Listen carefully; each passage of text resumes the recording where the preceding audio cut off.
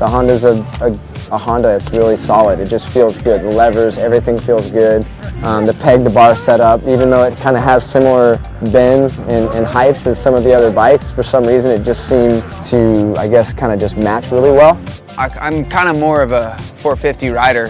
That's what I mostly ride, so it was pretty interesting for me today to come out and try all the 250Fs. The first bike I rode today was the Honda, the new 2014 Honda, and right away the bike felt amazing. I mean, how light it was very easy to maneuver and very nimble feeling. It was great. I think the new chassis for the 14 really great, better than the 13 was. And the bike is really solid. It's just very comfortable feeling. You get on the bike and everything feels at home. The brakes feel good. The best brakes of the Japanese bikes, I feel like. It has good smooth power, really strong, kind of surprisingly strong.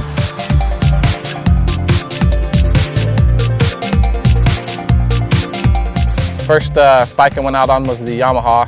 Initial feeling of it was really stable. You know, straight line stability was really good. I had a couple issues with turning, but we raised the rear end up a little bit, softened the forks, and it helped with cornering. But overall, I mean, it's real confidence inspiring because you can hit stuff and it seemed like it'd soak it right up and it would stay straight and not really do anything funny. Yamaha has outdid themselves this year. All brand new bike. The only thing I had to do on mine is I lowered the sag for me, but it's a taller bike and it feels like you can go anywhere on it. I felt like Cooper Webb on it, to be honest with you. I was over jumping stuff, under jumping stuff. No, but the Yamaha was really good. The ergos were good. Obviously it's a new bike. Pretty much it seems like from the ground up with that pipe kind of wrapped on the inside. No dings in your pipe. That's pretty cool, I think, for how expensive some of these things can be. And I know Yamahas are just strong machines. I think they last a long time. They're really reliable. The levers feel really, really good.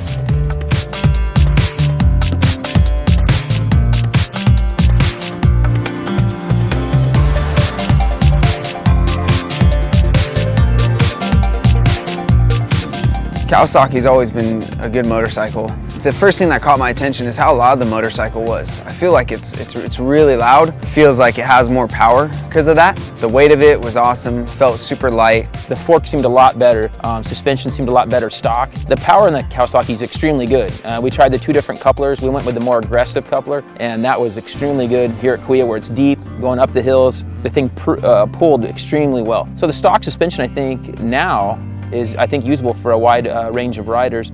Ergonomics for me as a taller guy, it felt the shifter was a little short and the brake pedal was a little close to the foot pegs. That took a little bit of getting used to for me, and but you know, for some guys that might be the way they actually want to go. But overall the Kawi was a good bike. They had really good bottom end, maybe lacked a little bit up top, and handling was a little different than the Yamaha, but not bad by any means.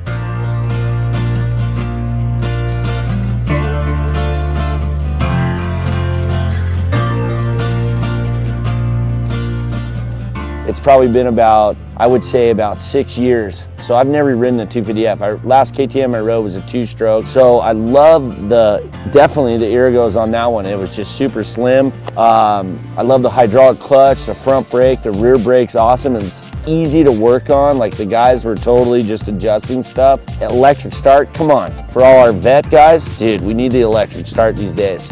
Stuff that you've heard about, I think, with the controls, the brakes, just the controls in general. I think the pegs and everything were really good. It actually turns quite a bit better than I would have thought. A little bit rigid for me at first, but I'm a little kind of on the light side, and I tend to kind of like my suspension a little bit soft anyway, so I kind of backed it out a little bit. The bike comes with a large rim in the rear, 215. It's the only 250 that comes with that. I think most people probably wouldn't know that, but being a tire guy, I noticed it comes with a larger rear rim, which is nice. You can run a 110/80 rear tire, no problem throwing it on there. It spreads it out nicely. So that's a really nice feature of the KTM. The Suzuki 250 just turns really well. It's really nimble, light feeling on the track, and so the suspension feels pretty good. I think we still had to soften up the forks a little bit. Shock felt good. The big thing with the Suzuki is the throttle response. Right off of zero, the Suzuki just feels like an instant throttle response. The throttle response feels really strong.